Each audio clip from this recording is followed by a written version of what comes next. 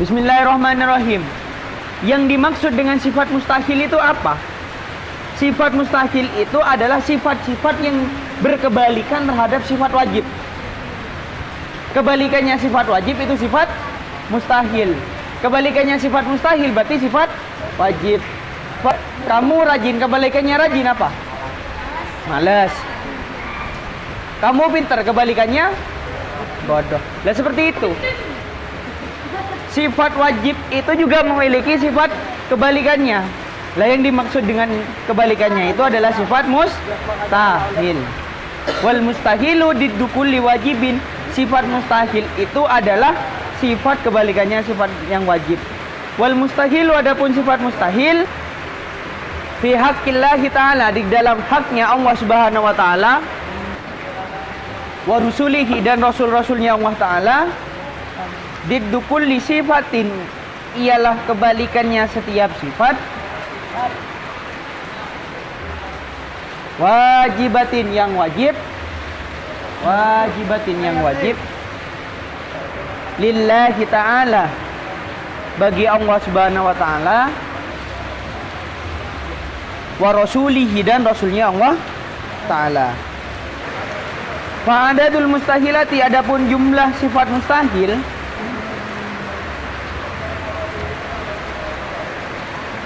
ka'adadil wajibati ialah sebagaimana jumlah sifat wajib.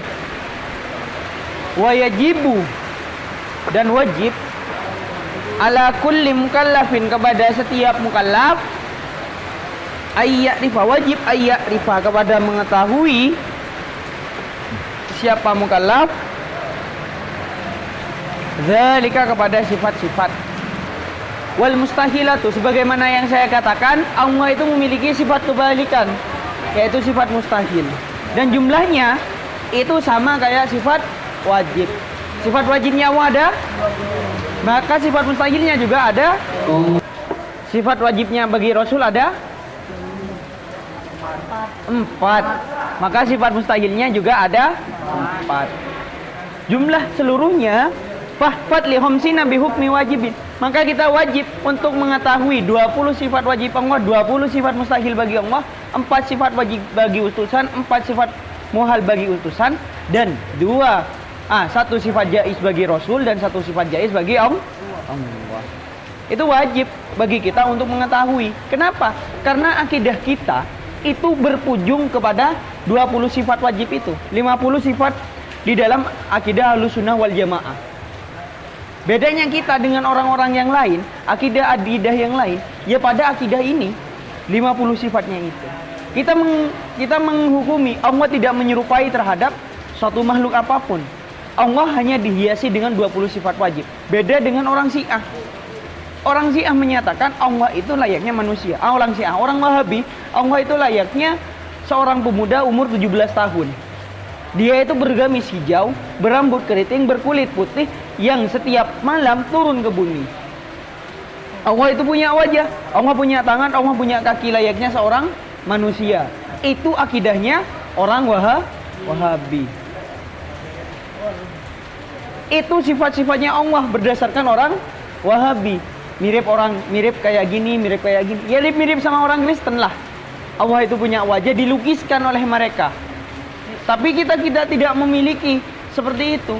Kita tidak menyatakan Allah seperti itu.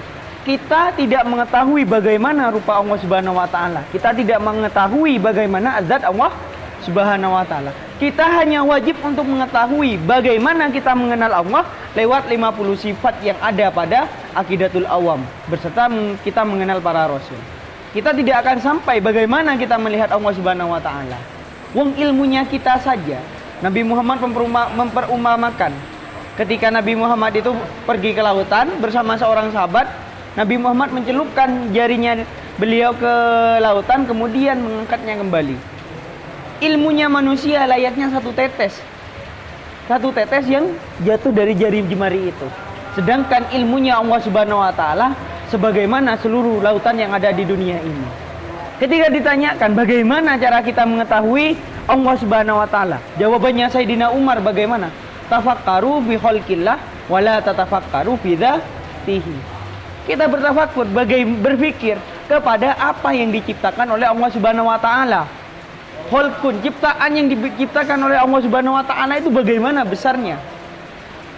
Bagaimana besarnya gunung, bagaimana luasnya langit, bagaimana dalamnya lautan, bagaimana lengkapnya kehidupan, bagaimana besarnya alam semesta. Itu semuanya ciptaan Allah Subhanahu wa taala. Bahkan ketika saya minta kalian menjelaskan seekor lalat, apakah kalian bisa?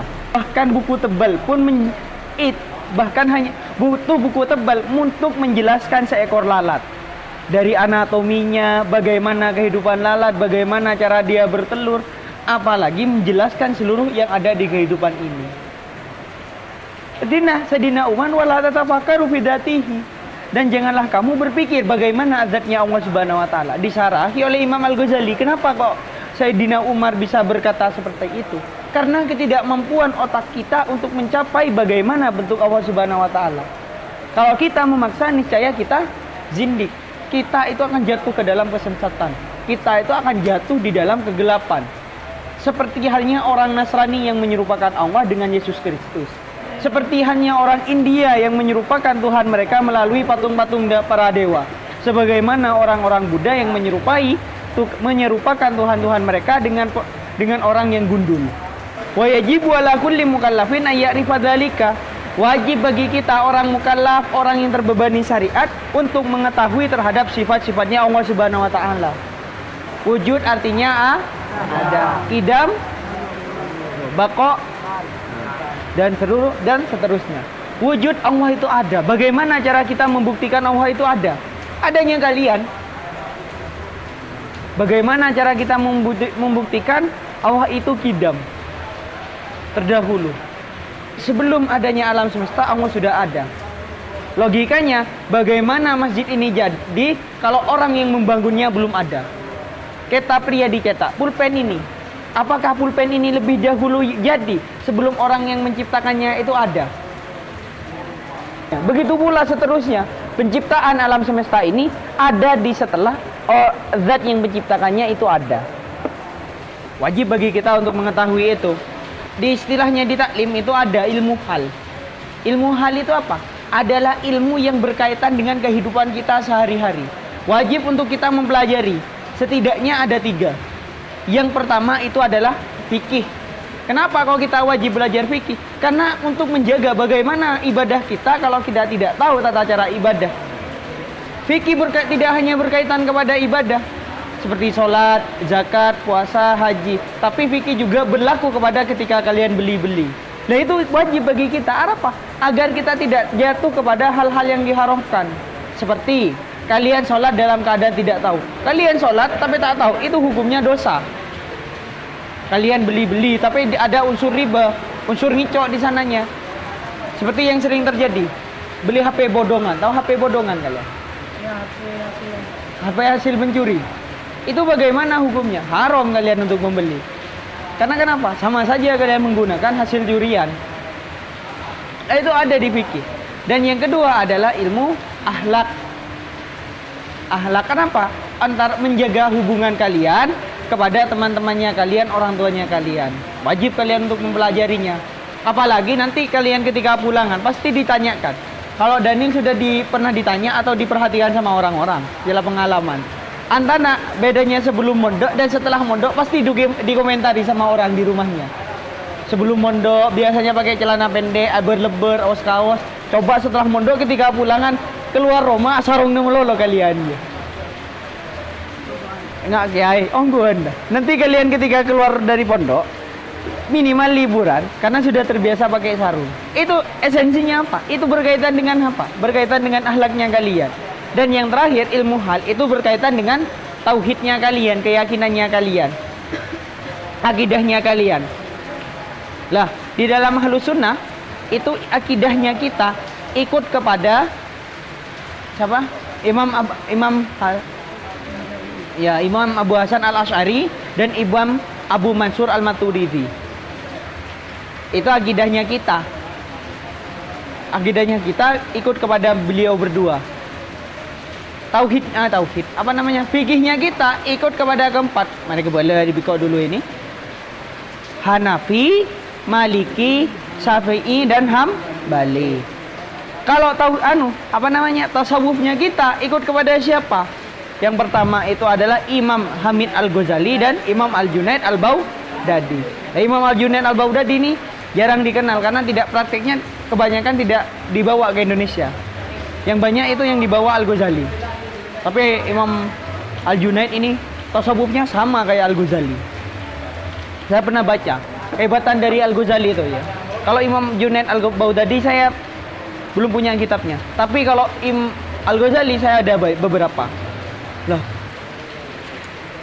Laulan nabi'a law kana nabiyyan ba'da nabiyyi rasulillah ba'da nabi Muhammad sallallahu alaihi wasallam lakana Al-Ghazali. Andai kata ada nabi setelahnya Nabi Muhammad lakana Al-Ghazali. Niscaya Imam Al-Ghazali yang diangkat sebagai nabi. Kenapa? Saking alim Al-Ghazali. Imam Al-Ghazali itu mendapatkan julukan Hujjatul Islam. Kenapa? Dia itu adalah orang yang berargumen, yang membela Islam.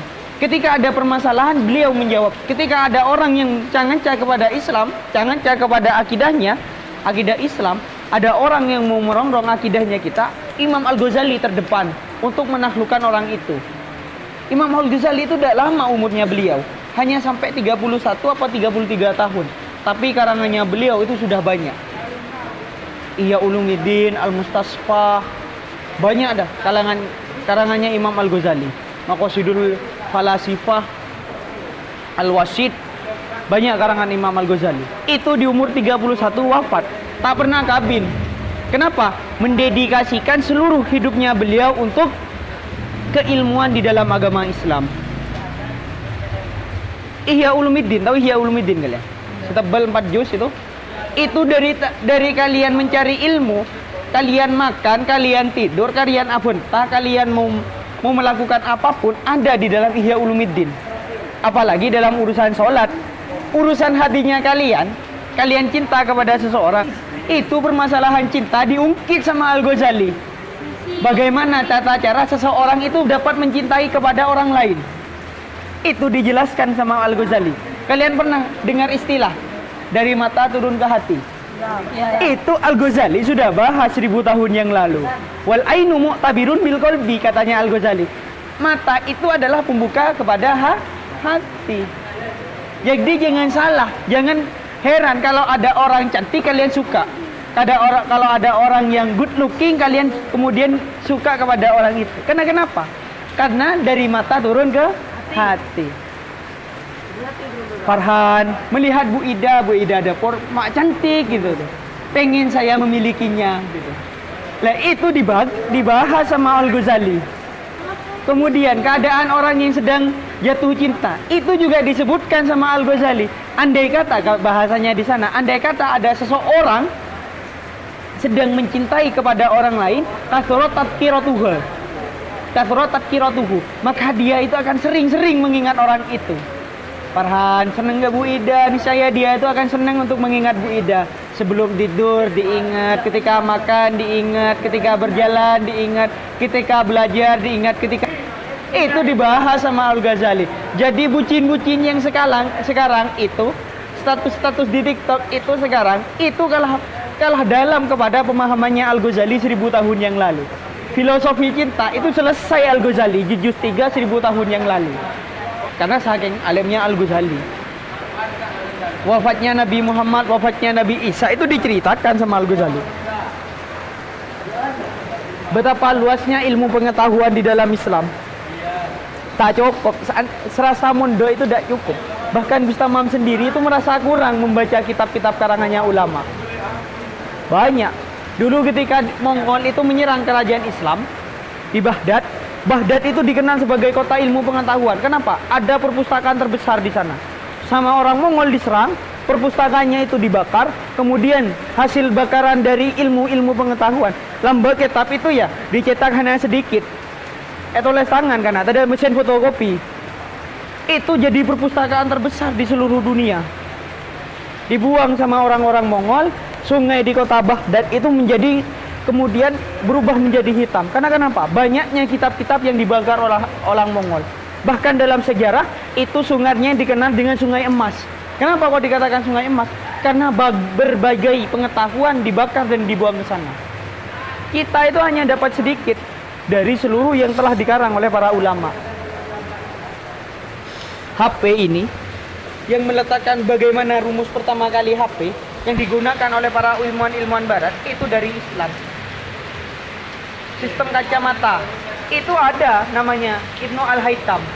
Beliau itu di penjara, tapi di penjara beliau itu bertafakur. Itu kemudian ngerang kitab, namanya kitabnya Al-Manarir, tebennya kayak gini. Nah itu ada konsep bagaimana cahaya itu masuk. Kamu jurusan IPA nih.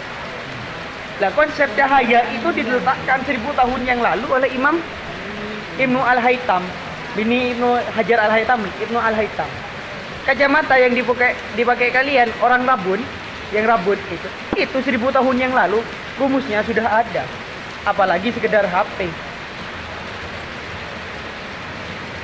Kenapa kok saya minta kalian pakai kitab yang kayak ini? Nanti kelas 2 ini akan dipakai lagi. Ini kitab nama kitabnya ini Jalailul Afham. Syarahnya Aqidatul Awam yang ini. Siapa yang ngarang? Sayyid Alawi Al-Maliki. Ya dah, semoga jadi ilmu yang barokah manfaat. Al-Fatihah.